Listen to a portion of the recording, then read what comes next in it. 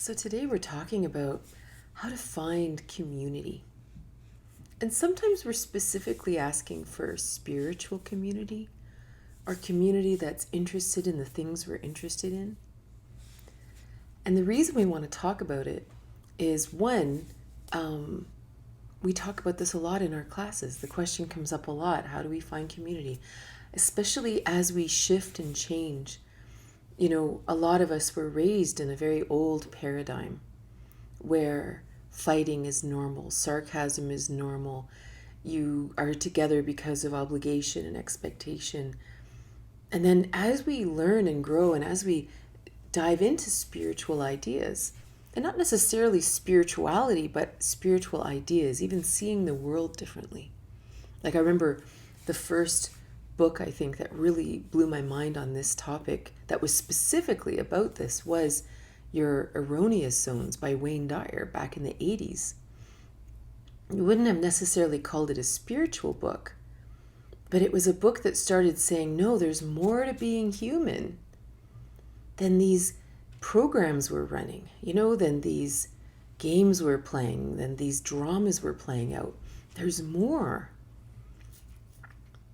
And so oftentimes, as we start to sort of break out of those patterns, it's really hard to relate sometimes to the community we grew up in, our family, even our siblings, even our old friends. And we realize that, wow, we don't really see the world the same. And it's not that we need to see the world the same. If you gathered all my friends in a room, you would meet the most insane hodgepodge of people you've ever met. we do not see the world the same. We do not have the same interests even sometimes. But there is a common thread of something. A curiosity about the world, a curiosity about ourselves, a curiosity of why would that happen? Why did I do that? Is this a pattern? There's like an introspective something that links us, even though we have very diverse lives. So oftentimes, you see stuff like this online where they say things like, you see people just put up these sayings, and one of the big sayings is, you have to be willing to lose your friends and family in order to, step into the next part of your life. And I believe that they say this because that's the fear, right? That if I change out of the patterns I was raised in, then I'll be alone. Then no one will understand me. So if we have this fear, we easily will stay in very dysfunctional relationships because we're so afraid that there's nothing else. And this is really common, right? It's like being in a romantic relationship. And you can be in this relationship for decades. You can be in this relationship for 5 years. And somehow our focus, our eyes become so focused on this one other human that even if it's dysfunctional and brings us only unhappiness, somehow the other 8 billion people on the planet disappear from view.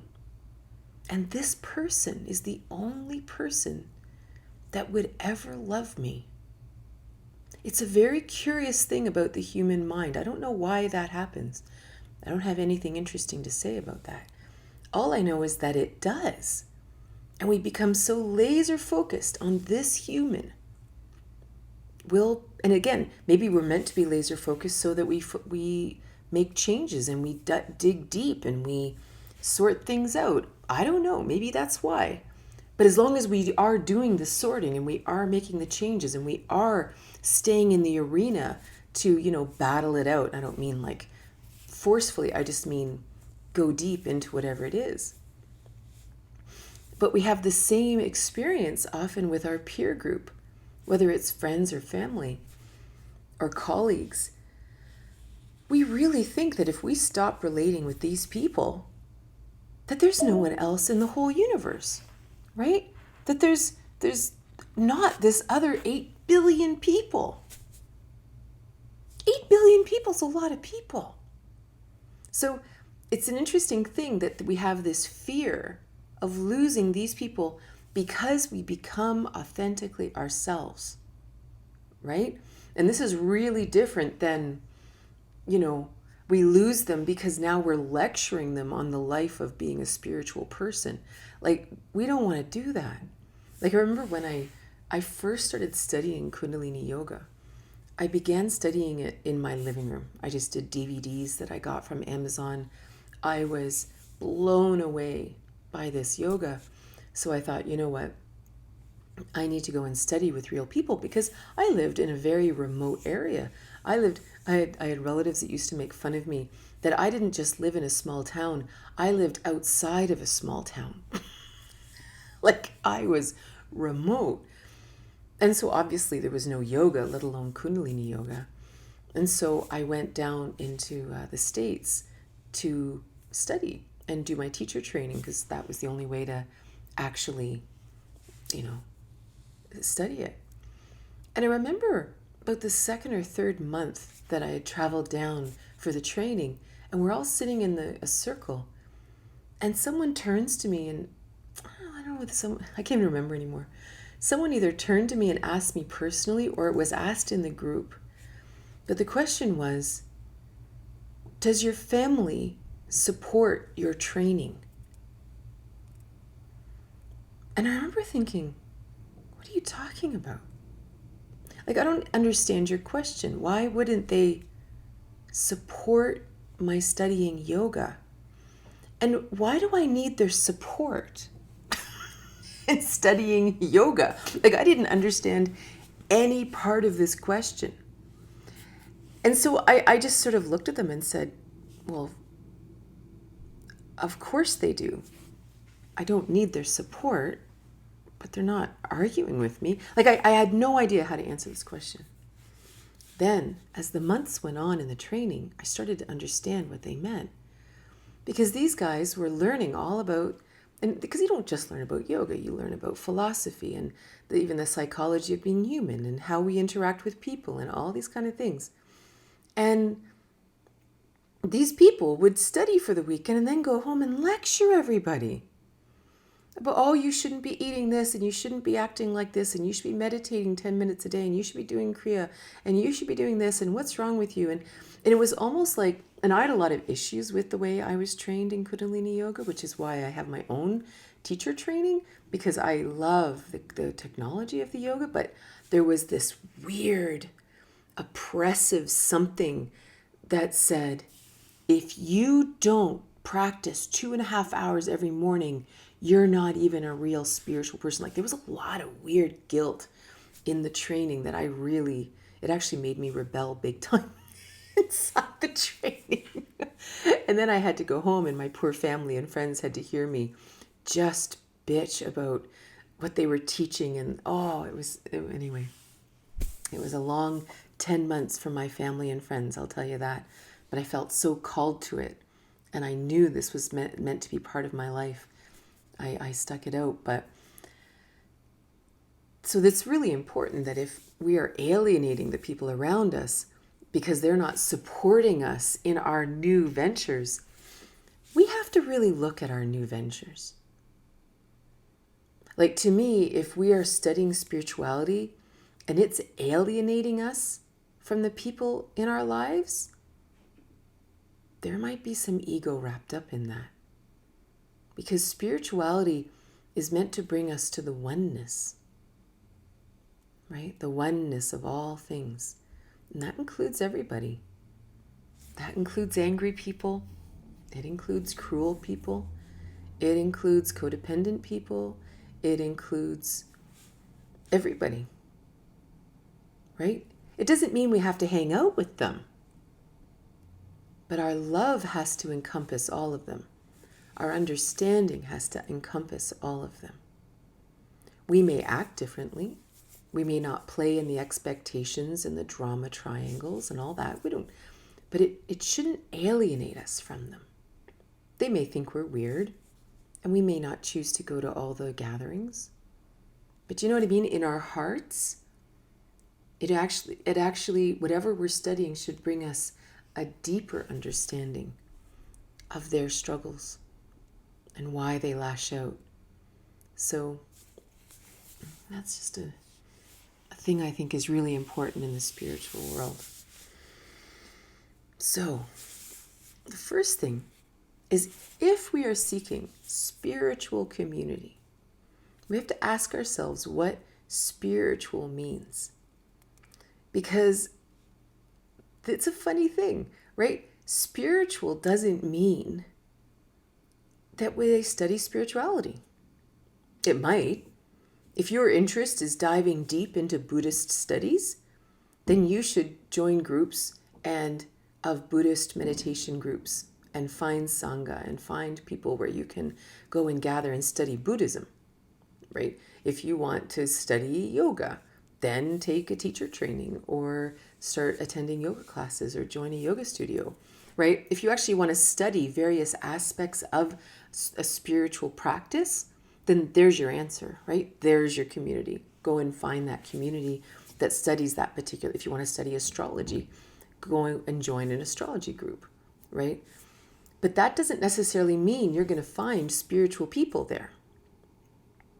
If you join a yoga studio, you might find all kinds of people that aren't actually what I would define as being spiritual,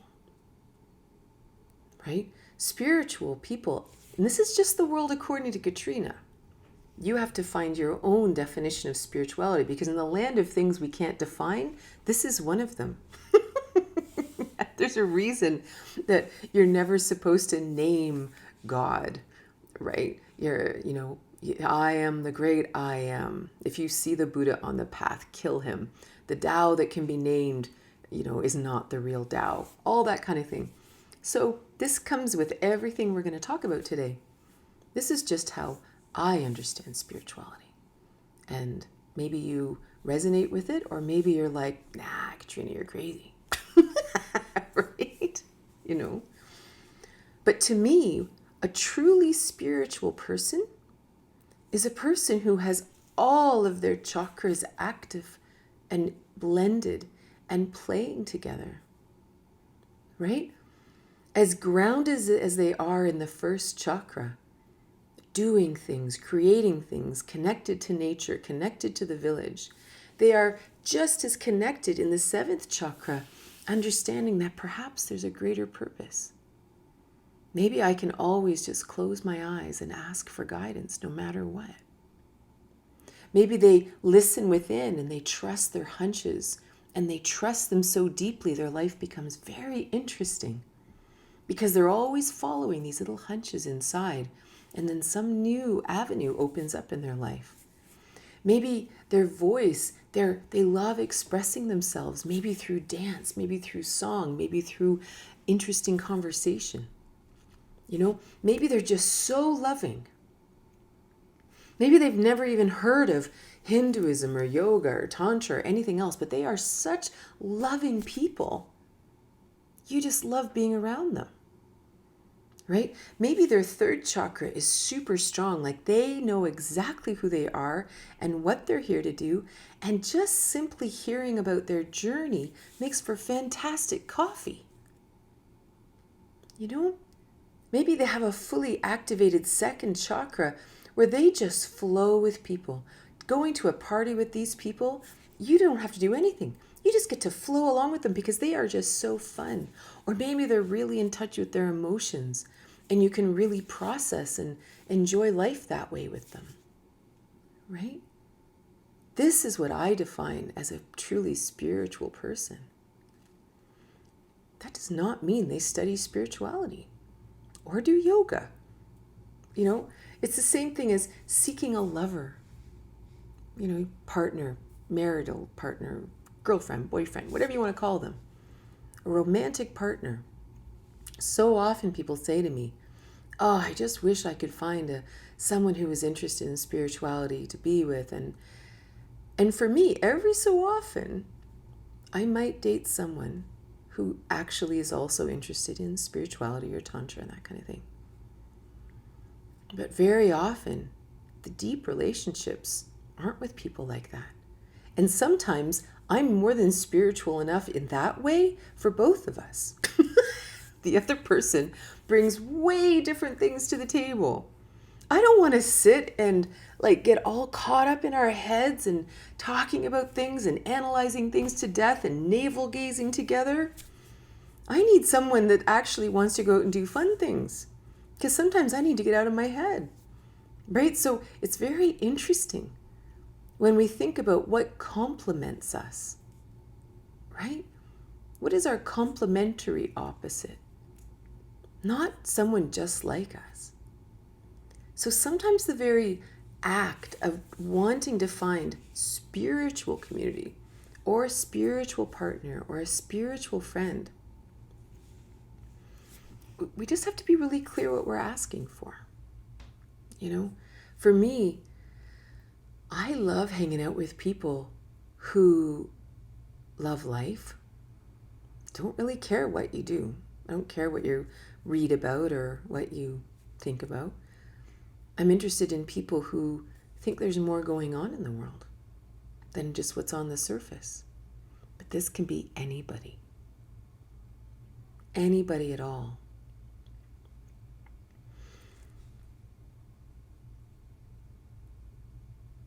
And the other big thing, obviously, is that we have common interests.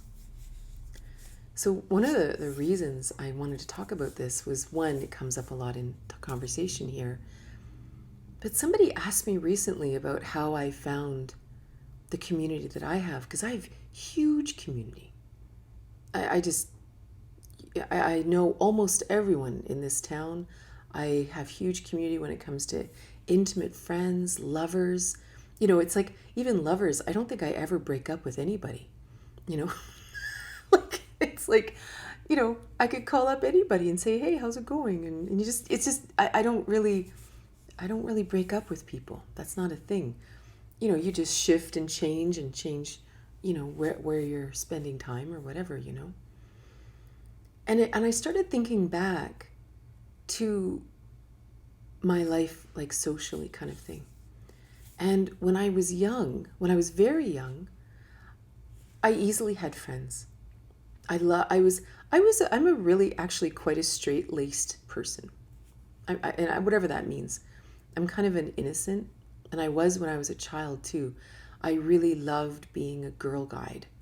I loved, you know, doing things and getting badges. You know, in the land of the 80s, which unfortunately I was a teenager in, I was a geek, dork, nerd, right to my bones, which was fine until I turned about 12 or 13. And of course at that, and this is about, say, 1982, 1983, and Hollywood started presenting people like me as being outcasts. Revenge of the Nerds, all these, every movie there was a nerdy kid, a nerdy girl who had glasses and all this stuff, right? And that was me. And I just tanked in high school because I decided that who I wasn't okay. I wanted to be cool. I wanted to be popular. I wanted to smoke drugs and drink and do all these things. I wanted to be cool. I wanted to have boyfriends. I didn't want to be covered in acne and flat-chested and, you know, I just didn't want to be me. And those high school years were the darkest years of my life because I wasn't even me, because I was so desperately trying to be other people. And then I went away to university, which was a little bit better because at least I was studying math. So I was sort of getting to be that dork. Like, because I went to University of Waterloo math. Like, that's what I studied. And that was literally the gathering of all the nerds all over North America and the world. Because it's one of the only schools in the world that gives you a Bachelor of Mathematics. So I felt a little bit cooler there. Because this was important for some reason. And then I got married. And I married a friend of mine there, her brother. And he was a farmer. And I was a computer programmer from Toronto. And I moved to the farm. And for the first couple of years that I was on the farm, I wasn't lonely. I wasn't needing community because I was a full-time computer programmer And so I was traveling a lot, like around the farm kind of thing. But I would meet people all the time, in my work. And my mom was dying at the time. And so I was traveling from the farm, which is about 3 hours to Toronto. I would be traveling to Toronto every weekend to be with my mom and family. So I wasn't lonely at all. But then mom died. I had my first child. I stopped working outside of the home. And it was just me and my husband and my children. And we lived in the middle of nowhere on a dairy farm. And wow, like loneliness started kicking in big time. And it wasn't easy. I mean, I've gone through all kinds of things. I had difficult times having the children, and it was hard. And then when my kids were 2 and 4, I became sick. That's when I had the breast lumps. That's when the story from my book, What If You Could Skip the Cancer, came out. And I was really depressed. Like, I was beyond depressed. I was way into despair. Like, despair is when you really actually don't see any way out, right? You've gone past depression. You're now, no, my hands are tied. There's nothing. I am here for life. I'll just make the best of it. Like, it's almost like you've given up all hope. So, of course, that's when I got sick. And the breast lumps came, and things looked pretty bleak.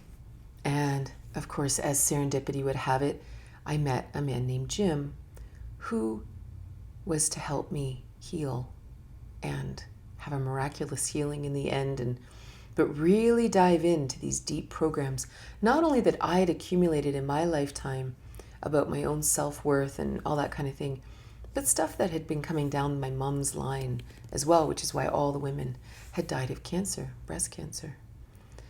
But one thing that he said that really struck me, that's important for our talk, is he said, "What do you love to do, Katrina? Like, what are your interests? What makes you happy? What brings you joy?" And I had no idea. I knew what my husband liked.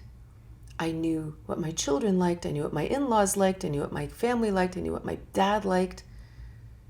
But what did I like? No idea. And he was like, "Well, you had better figure it out, because that's the point of living." And so I went through all kinds of dark nights of the soul, not just about that, obviously, but about all kinds of things. And when it was all over, I only came up with 2 things. I love to read, and I love to dance. And so, of course, I ordered a million books from Amazon and Chapters or whatever bookstores I could find. And I read and read and read and read. But of course, I lived in the middle of nowhere. So where am I going to dance? Right? And we have a busy dairy farm and children. But the lumps, the whole experience scared me enough that said, "Katrina, you have got to get out." And I remember, the other funny thing about trying to find community when you haven't had community for a while, it also can be a little scary. It can be a little daunting to put yourself out there. Like, I remember lots of you guys met Nelda. She was on here a couple weeks ago. And Nelda was my healthcare practitioner then. And I was really suffering. Like, I was really in a bad way. And she looked at me one day and she said, "Katrina, you need to find friends. You need to get out." She said, "There's a bunch of women who gather every other week." She says, "They're very interesting people. I can hook you up with them. You should go and have coffee with them," or whatever they're going to do. And all I know is the idea was terrifying to me. The idea of just dropping into a group of people I didn't know. It's almost like I had been alone in some way for so long. I mean, it's not like I was alone. I had children and in-laws and a farm and a husband. My family all lived a long way away, but I didn't have anyone locally that I hung out with. But I never went. I never actually took this invitation to go and talk to people because I didn't admit it to myself, but I was actually really nervous. Like, it was really very overwhelming, and would they like me, and What if they don't like me? And what if they find out that I'm actually a big loser, and they find out that I'm actually really boring and and I don't even know. The problem with fear is it has all these fears that they don't necessarily even finish their thoughts, but they still have power over us to stop us from stepping out. Actually, it's funny, now that I think of that, I think she said that to me before I had the breast lumps. Just when I think of where she said it, that was before the breast lumps. So, of course, after the breast lumps, I was a lot more worried about my life. I was a lot more worried that maybe I really needed to find my own way. And one of the things Jim taught me, these energy grids that I do with people. And when he did my energy grid, he looked at me and he said, Katrina, you are so far off your path. Like, what are you doing? And I took that very seriously. So I decided I had to find people who danced. Well, I danced every kind of dance that you could find within the county. I took Irish step dance when it came to town. And I mean, this is me and a pile of children and maybe one other adult. I wasn't dancing with adults. I was dancing because I just knew I had to dance for my soul's sake. Right? And what's interesting about that is that other adult that was there, we became friends. And she ended up taking my yoga classes for 12 years. And then she brought her husband to dance classes later. You know? I took clogging, which is kind of like something in between tap dance and line dancing. And you have these little extra little funny little tappers on your feet. And I clogged every Wednesday night. I took line dancing.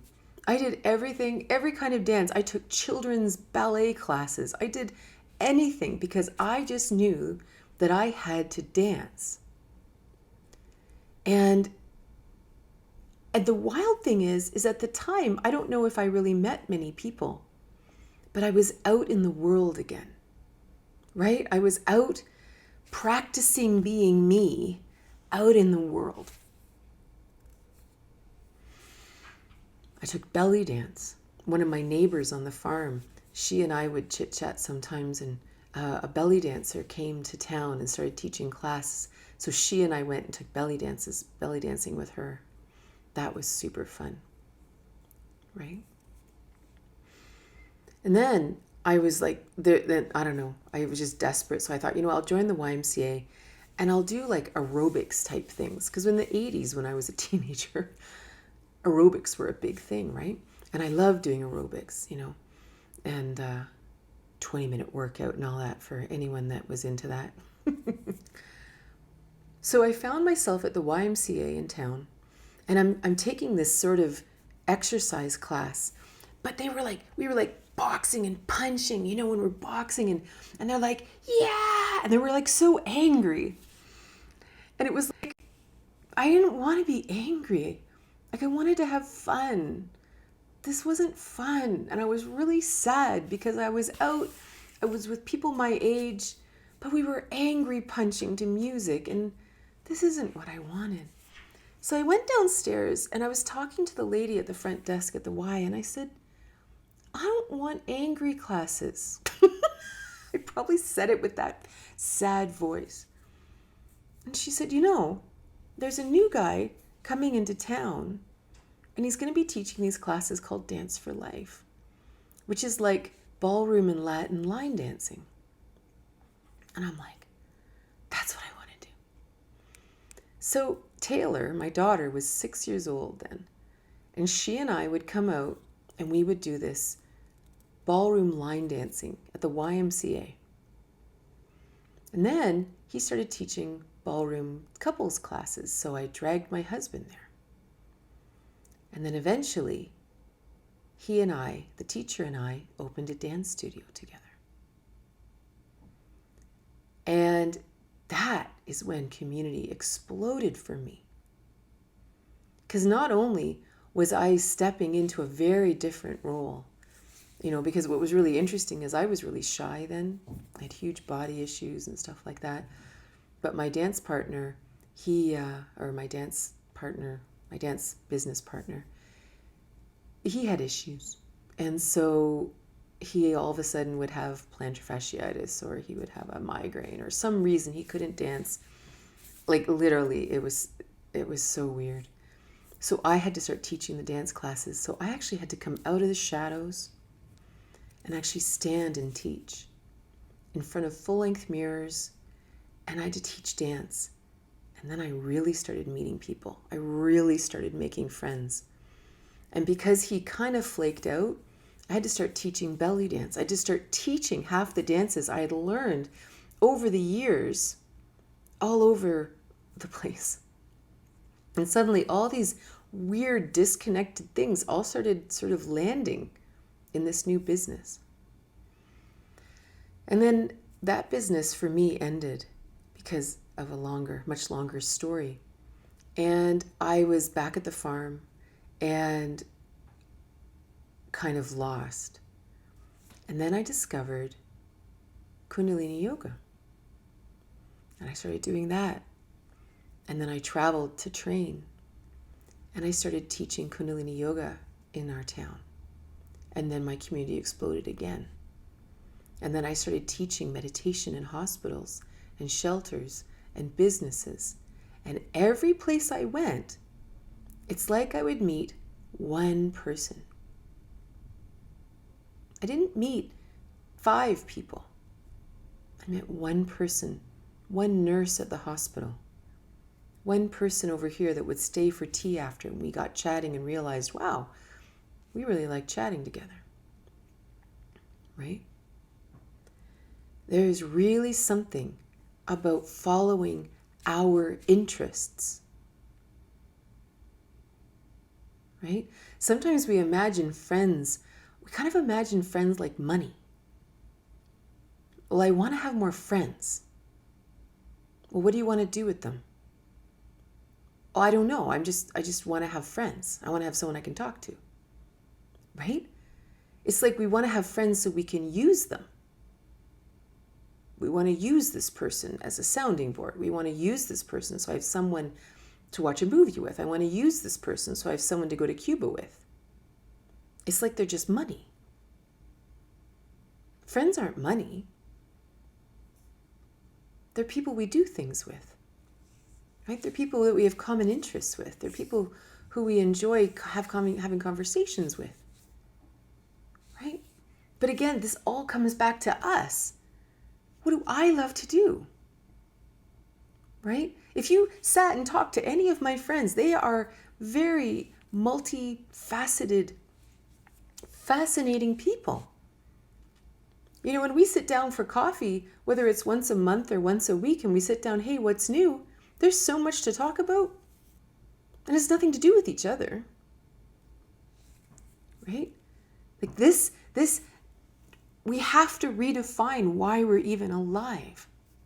We aren't here to work and make money. We're here to expand who we are in the land of finding spiritual friends. Right? What are we here for? Are we here to go deep inside and be inspired? And then when we go out in the world, we'll find other people who are also inspired. But the problem isn't that we can't find friends. The problem is we don't know what we love to do. We don't know what our interests are. We don't know what fires us up. We don't know what we'd even want to do with a group of people. Right? That's the beginning. And then the cool thing is we go out and we just dance. We don't even care who's there, because at least I'm dancing, or I'm painting, or I'm drawing, or I'm playing soccer, or pickleball, or playing pool, or playing cards, or painting, or acting, or singing, or learning the guitar. Right? It doesn't matter. Because we're so excited to be doing what we're doing. It's almost like that magnetism of our excitement about doing what we're doing is literally a natural attractor for other people. Not that that's our intention, because our intention is the passion of what we're doing that literally creates a magnetism towards us. People can't stop kind of, wow, she's having fun. Wow, she's really excited. And it's really, really, really important that we don't have to be good at what we're doing. Right? Sometimes it's better if we suck, because then we don't have all our ego attached into it and thinking that, oh, well, I can only do this if I'm going to make money at it, or if I'm going to perform and my friends are going to hear me, and all this nonsense. Like, just to do what we love to do. It's a huge question. Like, it's a stopper. And we only have to find one thing. We don't have to find 5 things. One thing to pour ourselves into. And then the crazy thing is, there's this weird ripple effect. I would never have known about this dude teaching ballroom line dancing at the YMCA if I hadn't gone to the dumb aerobics class where people were punching the air. Right? And then I never would have opened the dance studio. I would never have done all these things. Right? And sometimes, depending on where you live, you might have to create what you love. This is my experience a lot, because I live in a town of 8,000 people. If I want to do yoga, I have to go away and study yoga and teach yoga and create communities so I can do yoga. If I want to dance, I have to own a dance studio. If I want to do fun hula dancing, I've got to study hot hula fitness and study it so I can teach it, so I can create communities, so I can have people to dance with. And maybe you think, oh, I'm not really like that. I'm way more introverted than that, or whatever. Well, then you don't do it. But I would have called myself introverted, and again, like, it comes down to that. What are we here for? I have created more classes that have failed than ran, right? Especially when you're starting out and you don't know anybody and nobody knows you, right? You plan all kinds of things and one person shows up or it doesn't happen. Whatever. Like, we are so attached to things succeeding that that's the only reason we did it. All those things I've done that didn't work out all somehow feed into everything I do now. Everything. Like, I don't think there's a single thing I've tried that didn't work out that hasn't somehow come into everything we do. Like, even say something like Tantra. I was so intrigued by Tantra, right? For years, way before I really dove into it. And so I was in Toronto one time, and I started Googling it, and I found this one woman who was teaching. She had a place where she taught Tantra every Tuesday night. And so I went to a class there. I didn't know anything about it. And the class was being taught by a woman named Sherry Winston, who wrote a beautiful book called Women's Anatomy of Arousal. Highly recommend this book for all women and people who love women. And she gave this brilliant talk. I just fell in love with this woman. She was just so alive and literally orgasmic being. Like, I just was like, you are an amazing person. And no, I guess I have the timing wrong. I must have already been into Tantra then, because I already had the train station.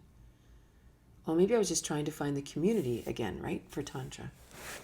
And so I went up to her and I said, this was fantastic. You're an amazing person. I said, I have a train station about 3 hours west of here that I teach out of and I have classes in. I would love if you would come and teach a workshop or two there. And she lived down in the States. Like she lived, I don't know, 20 hours away or something. And we chit-chatted and just, it was really cool. And she was like, yeah, I'd love to. So of course she went home and I went home and whatever. And maybe 6 months later, we had planned a workshop. And it was so much fun because by this time I had divorced and I was living in this tiny little apartment with my daughter. And we didn't have a bedroom. We used to roll out Japanese futons and sleep in the living room. Then we would roll them up at night, put them in the closet, and then have the living room back. So Sherry comes up and she brings some friends that kind of would help her with the workshop and her travel friends and stuff.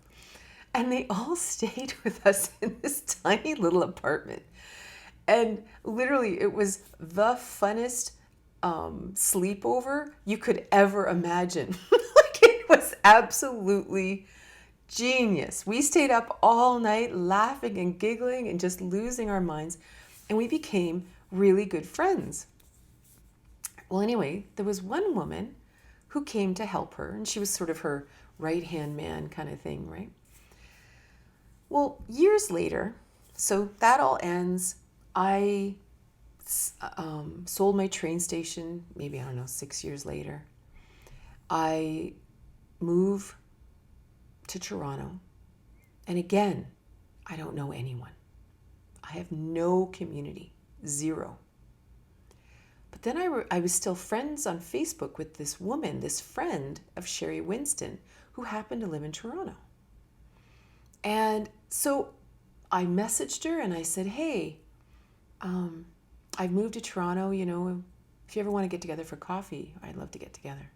Which is a big deal for me because, again, deep down, I'm quite shy. So it's a big deal for me to reach out like that to someone who I really don't know. And she says, well, we're having a full moon circle here on Sunday. Do you want to come and hang out? So I go there and I met the most amazing women. And some of you guys who are part of Raising Vibrations, my other community, have met my friend Aria. That's where I met Aria, because she was at that full moon circle. And there was something about her, and we got chatting. And actually, I stayed friends with everybody I met there that night, and they became my Toronto friends.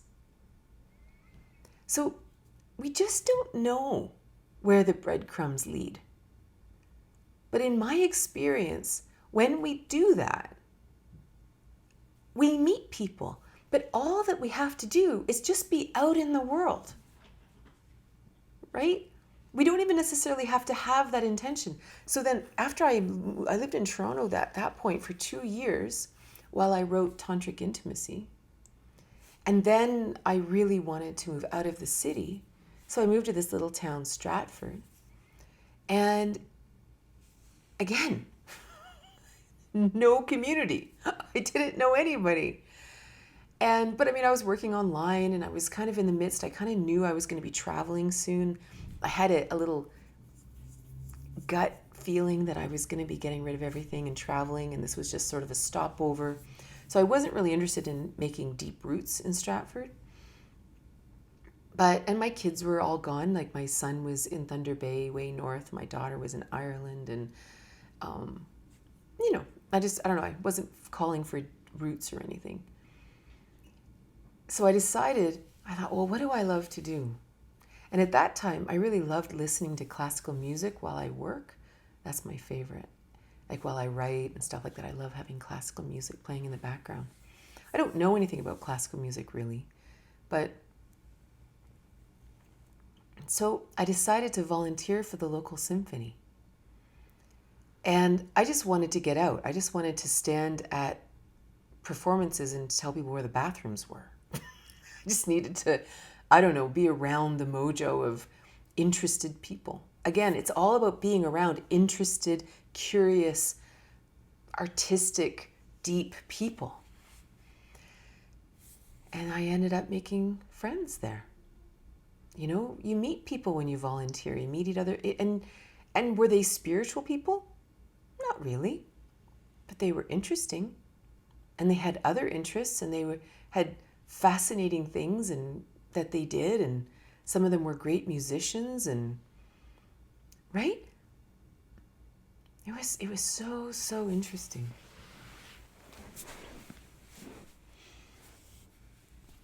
So I'm going to put my glasses on. And if you have any questions, please retype them, and I'd love to answer you.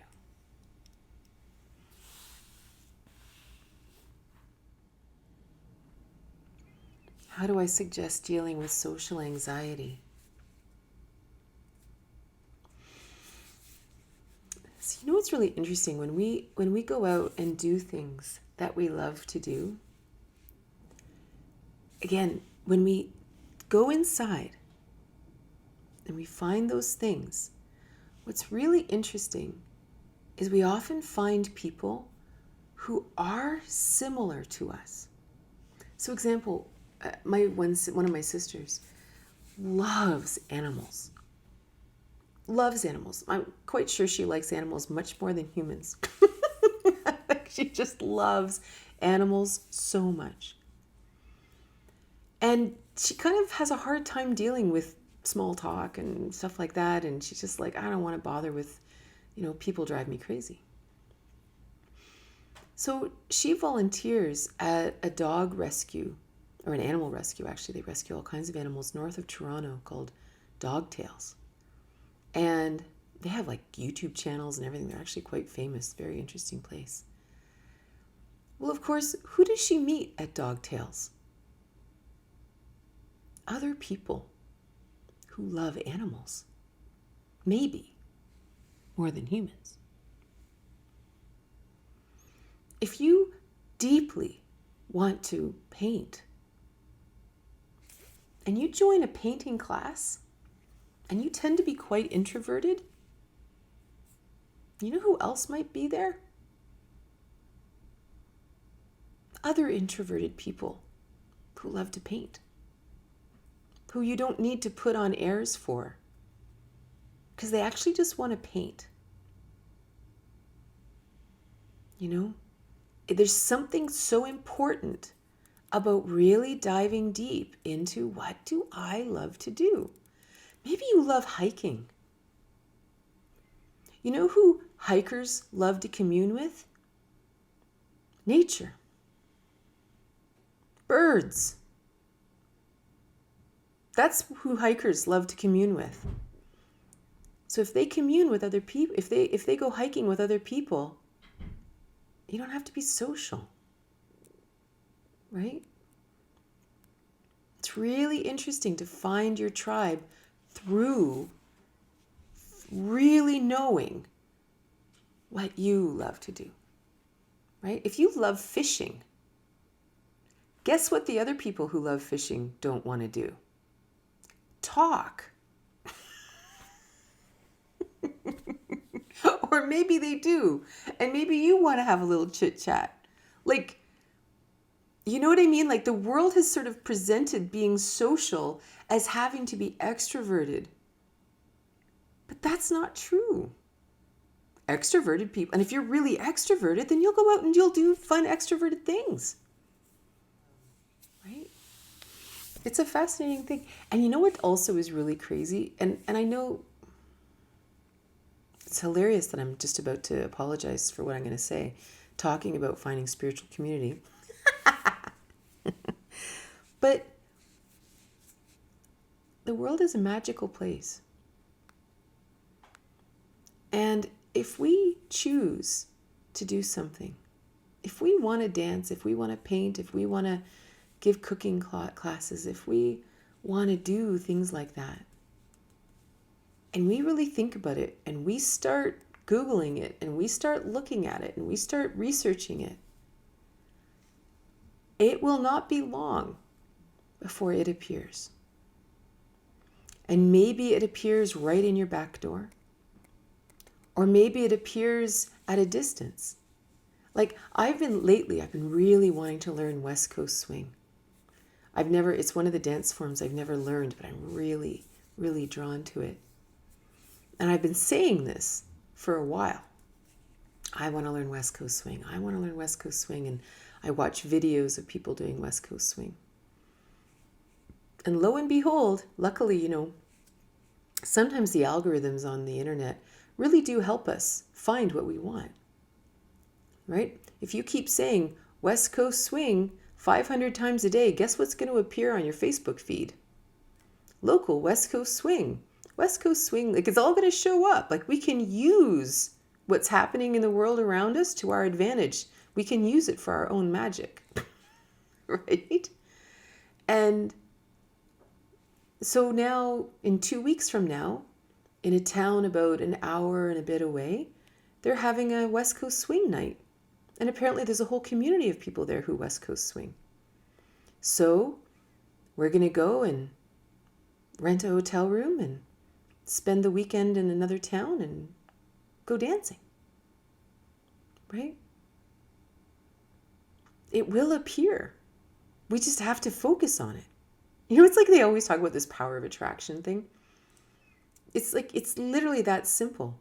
We just have to actually desire it, not with our heads, kind of like Chaya was saying, like it's not just something we want in our heads because the world says we should want it, that we actually really want to dance, really want to paint, I want to learn how to sketch, whatever it is, right? Struggling with becoming housebound when I only ever loved hiking, working with animals, and now I need to shift to something more static like painting, but it's still frustrating. Yeah, it's an interesting thing, you know, what's possible even if we can't physically do the things we once did. I don't know, the world is becoming very helpful for people who can't get around, and sometimes that's part of the journey, is getting out there even though it's harder, and maybe sometimes we meet people who we need help, you know. And there was a woman that used to come to my yoga classes all the time, and she was in a wheelchair. I don't know whether she had cystic fibrosis or, no, not cystic fibrosis. I don't know what she had, but her whole lower body was atrophied. And so a friend brought her and helped her in and out of the building and out of her wheelchair and onto the floor and all that. So it's an interesting thing. Sometimes the help we need is also part of it, you know? So thank you so much for being here. And I hope you have a wonderful day.